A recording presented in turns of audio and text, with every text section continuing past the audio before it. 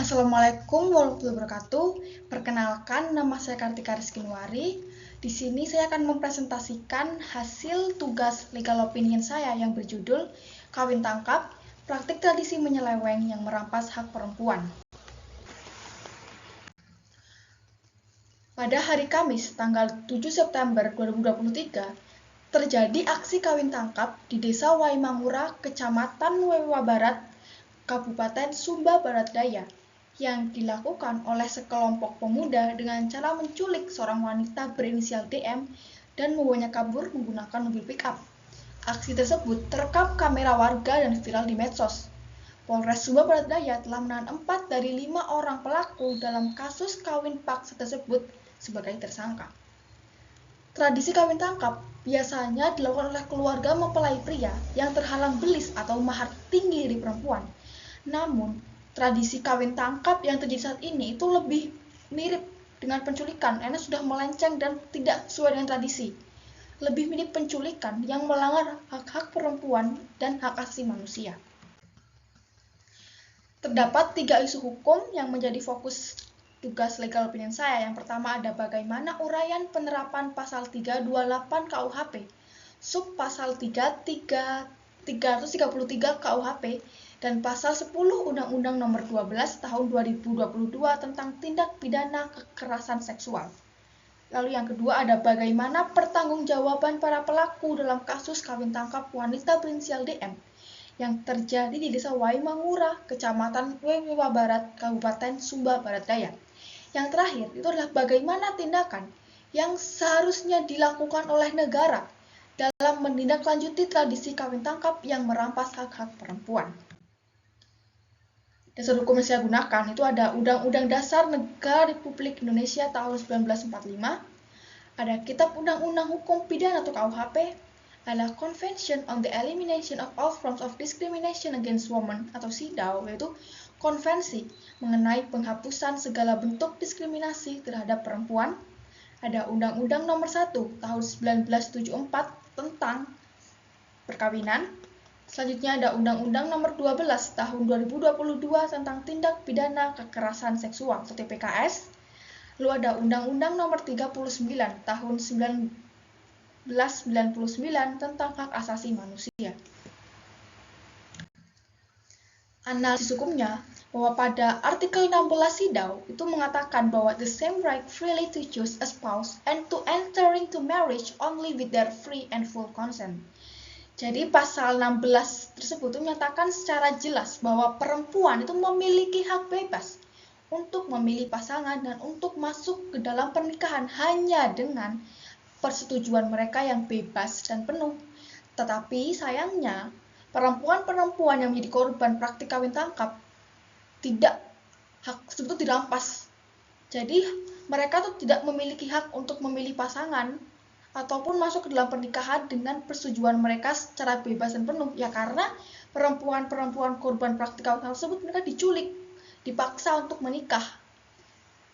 Selain itu, perempuan korban praktik kawin tangkap itu juga mengalami kerugian atas hak konstitusionalnya, terutama yang berkaitan mengenai hak atas rasa aman dan untuk tidak takut berbuat atau tidak berbuat sesuatu yang merupakan hak asasinya. Hak-hak konstitusional tersebut sejatinya telah tertuang di dalam Undang-Undang Dasar Negara Republik Indonesia tahun 1945, yaitu pada pasal 28G ayat 1 dan juga pada pasal 28B ayat 1.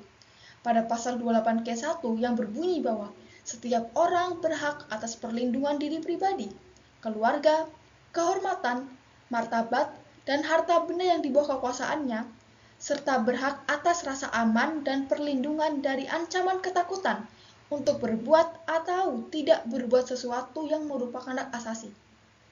Pada pasal 8B ayat 1 itu menyatakan bahwa setiap orang berhak membentuk keluarga dan melanjutkan keturunan melalui perkawinan yang sah.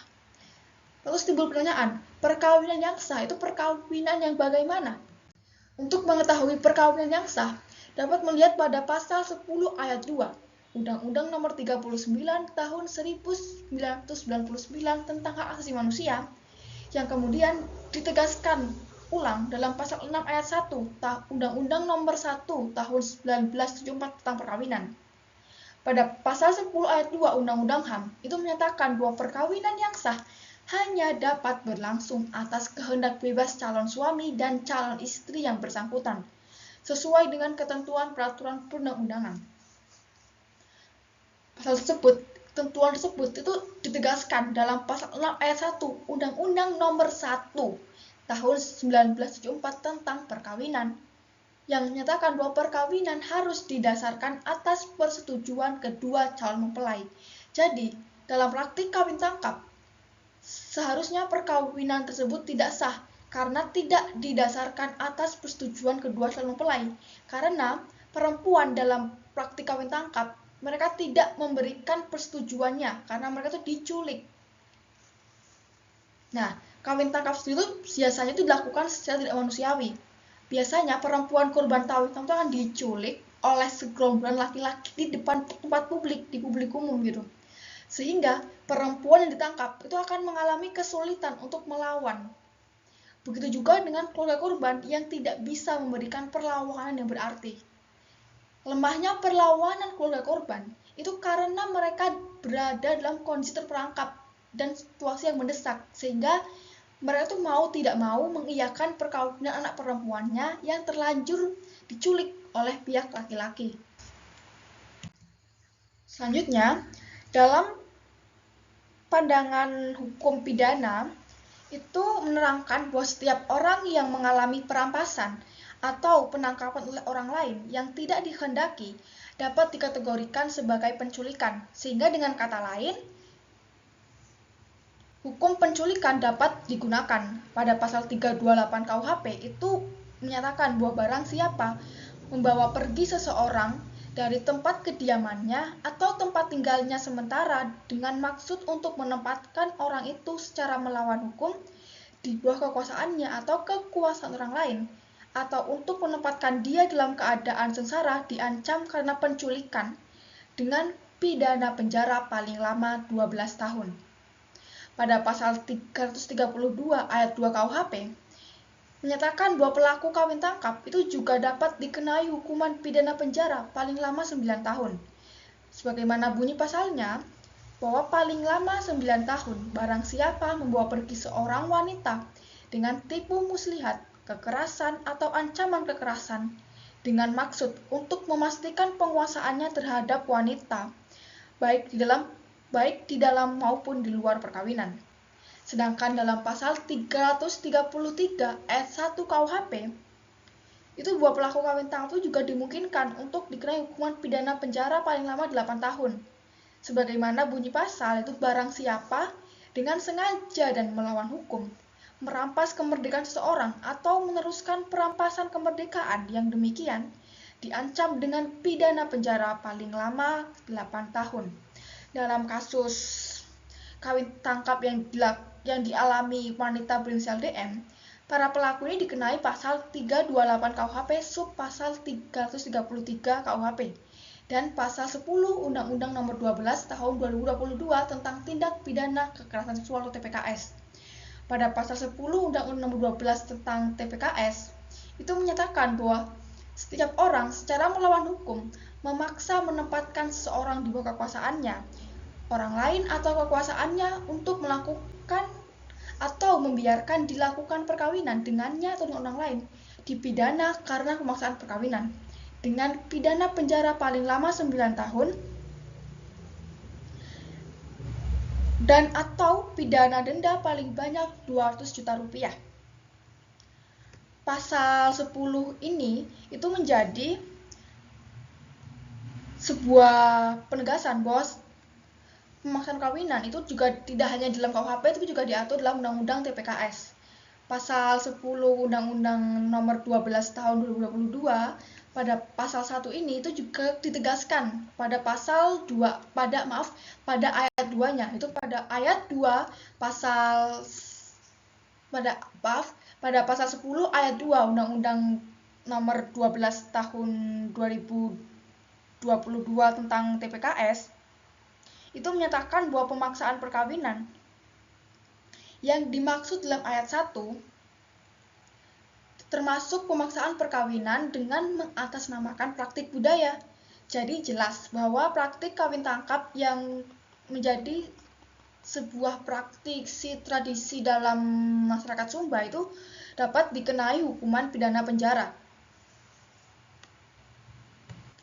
Selanjutnya terkait dengan pertanggungjawaban para pelaku dalam kasus kawin tangkap yang terjadi pada wanita berinisial DM yang terjadi di Desa Waimangura, Kecamatan Wewewa Barat, Kabupaten Sumba Barat Daya adalah berupa pertanggungjawaban pidana yang dikenai sanksi sesuai dengan ketentuan dalam pasal 328 KUHP, subpasal 333 KUHP, dan pasal 10 Undang-Undang Nomor 12 Tahun 2022 tentang tindak pidana kekerasan seksual.